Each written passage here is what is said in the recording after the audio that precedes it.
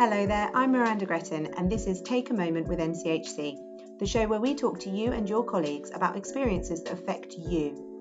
Listen on your drive between patients or in your downtime, whenever you get the chance to take a moment.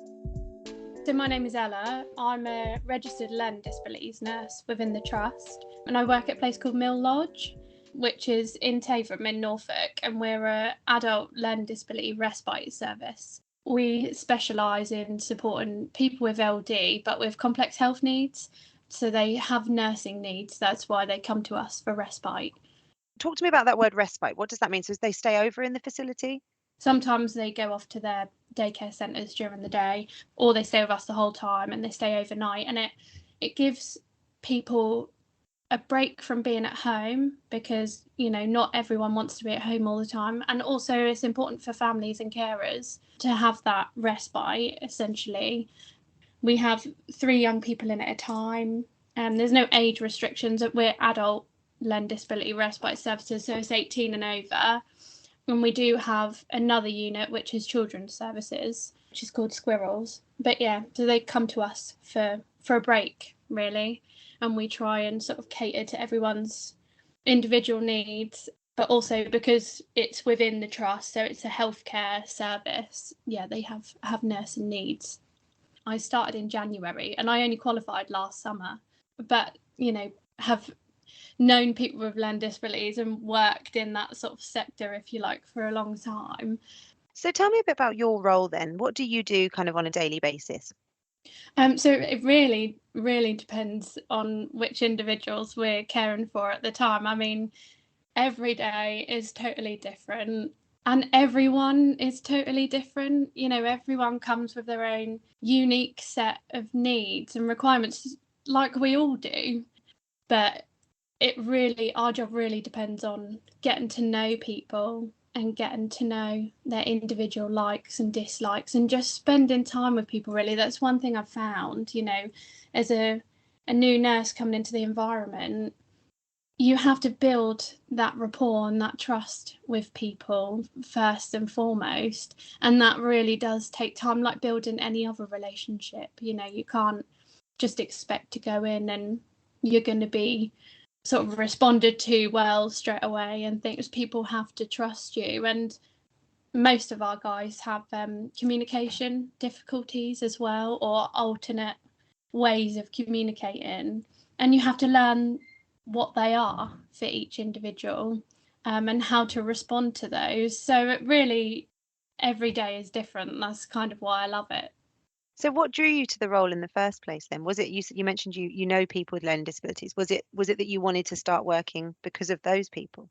I grew up with a close family member who has learning disabilities, so it's always been our life. When I was younger, I went off to art uni and I thought, I was going to paint pictures and earn loads of money and, all these dreams you have when you're younger. But in my first year of art uni, I started working with a young individual who was the same age as me, who had complex learning disabilities.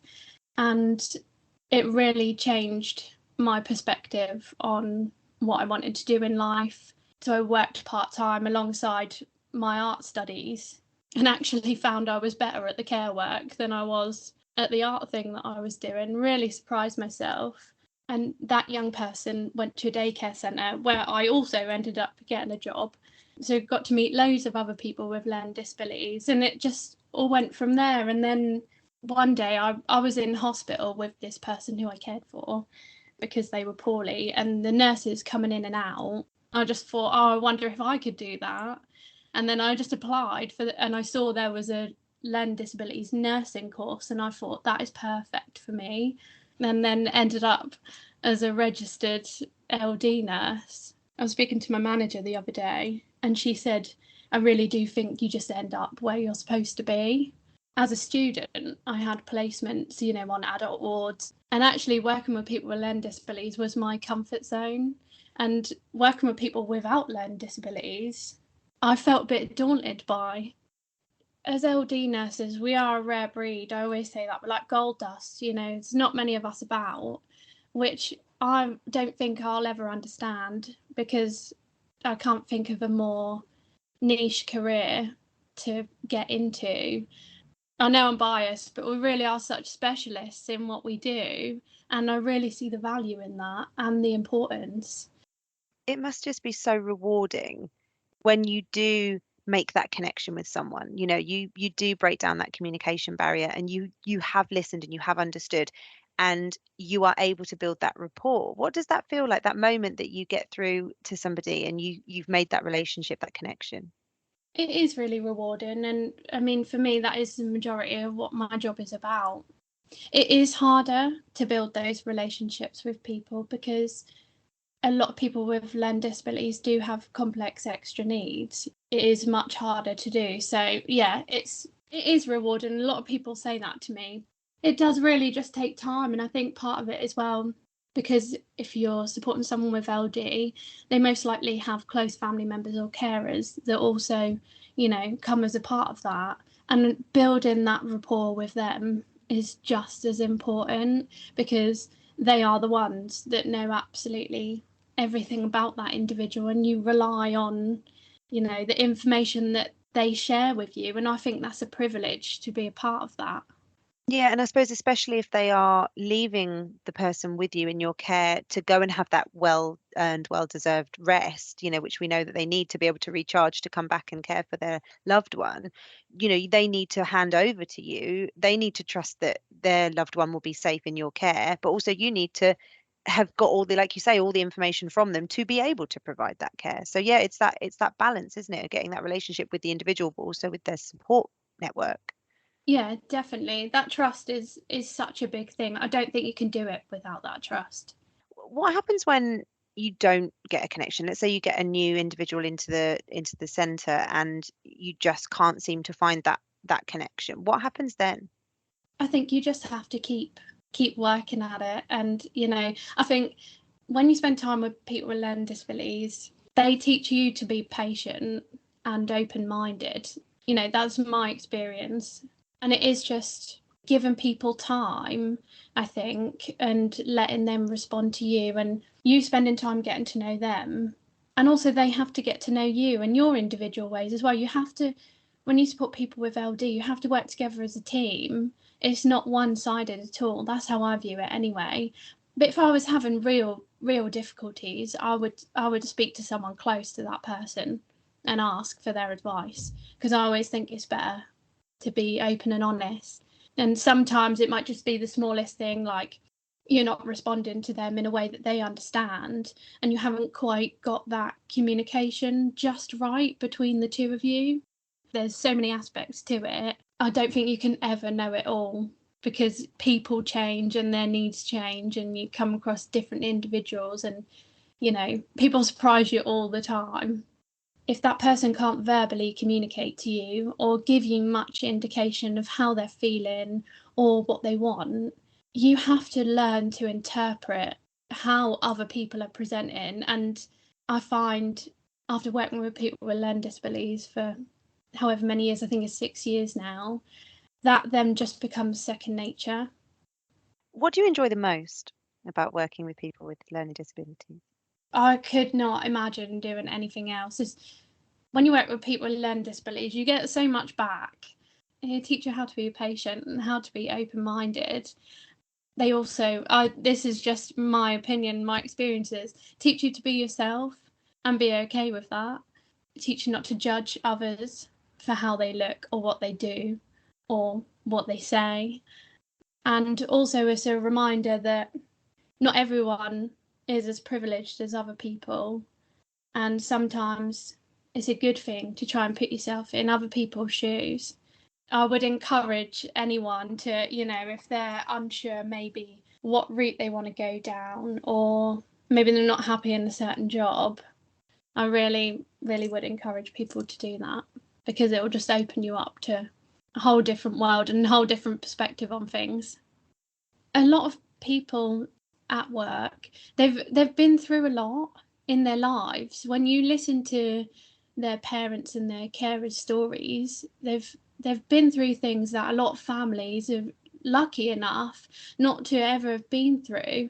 And then you look at that person and you think, you're still carrying on and you have all of this strength, and you just brave through each day, and I find that really admirable. And I think if I could even take a piece of that and implement that into my life, and be encouraged by their strength, I just think it's quite inspirational to see the things that they've been through and the fact they still carry on and are happy and smiling at times. I just think there's a lot to learn from that. To be a carer or a parent and to feel like you've got somewhere you can take your loved one, that you can trust those people, and then you can have a break and recharge your batteries. That's just so important, isn't it? In a way, that's how you're helping everybody, not just the individual who comes to you. The reach is so much further than just that person, isn't it? I hope so. And I mean, I'd be lying if I said that we got it right all the time, because sometimes we don't, and curveballs get thrown in and things happen. But that really is what you're describing. That is our aim. And it's important as well for the parents to spend time with siblings who maybe don't have learning disabilities, who have grown up, with their siblings' needs having to come first. I think that's really important. And also for parents to go out for the night and be together, and hopefully that rest that people get when we're spending time with their loved one, which is a privilege for us, hopefully, like you say, it gives people time to recharge their batteries, and then when their loved one comes home, they can carry on with their normal everyday life tasks and things and feel a little bit refreshed. And it's all about the overall quality of life of the whole family, because that individual, 9 times out of 10 comes with a family who they rely on to care for them. So if that family is struggling, it's potentially going to affect that person's care. So yeah, the care that we provide does have a knock-on effect on other people. And actually, I mean, I didn't work there at the time. I wasn't even qualified, but having spoken to staff at Mill Lodge, when COVID first hit, Mill Lodge was actually shut and staff members were deployed to other areas within the trust. And I think the effect that had on a lot of our families was really devastating at the time, because they lost their break, they lost their respite.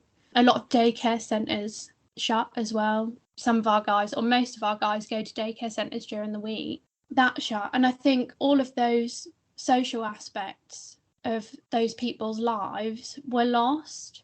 And obviously people with learning disabilities were deemed as, some of the most vulnerable people in society at the time, which obviously was the reason for daycare centres shutting and respite shutting.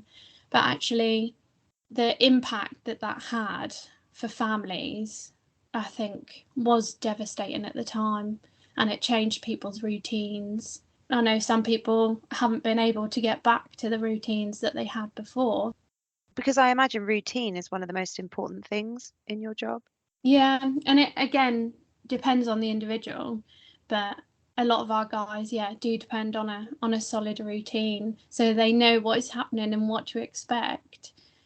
The whole COVID situation was hard enough for any of us to comprehend, wasn't it? Like, looking back, all the lockdowns and things, it was just crazy. So if you've got a learning disability and you rely on a stable routine, and due to your LD, you maybe don't understand the whole situation, I'd go as far to say it was a bigger deal for people with learning disabilities, that change. You've been working with people with LD for a while, but your career at the trust is relatively recent. What have you found has been your biggest achievement so far since January?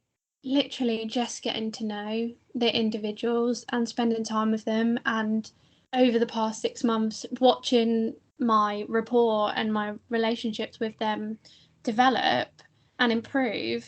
That is just an achievement for me. I couldn't ask for anything more than that, really. And the same with parents and carers, watching people who I care for grow to trust me, really, I think. And that's still ongoing, obviously. It takes a long time, and we have, I think, I might be wrong, but we have currently 27 people who use our service, I think. That's a lot of people to get to know and build therapeutic and trustful rapports with. And so, yeah, it's definitely ongoing, and I think it'll take time. But I definitely say that that is my biggest achievement. Is there anything that you think the Trust could be doing to improve the Learning Disability Service as a whole?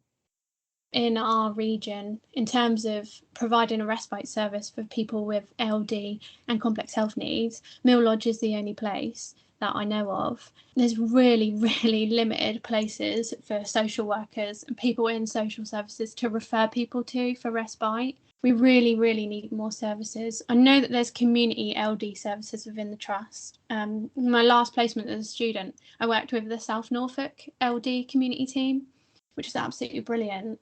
But I think they were having an issue at the time with filling a staff nurse role. And again, at Mill Lodge, it's been difficult filling roles for staff nurses, specifically staff nurses who are trained in learning disabilities. I think as a trust, it would be good to welcome other nurses who are trained in paediatrics, adult or mental health, and encourage them into learning disability environments, because everyone needs to learn.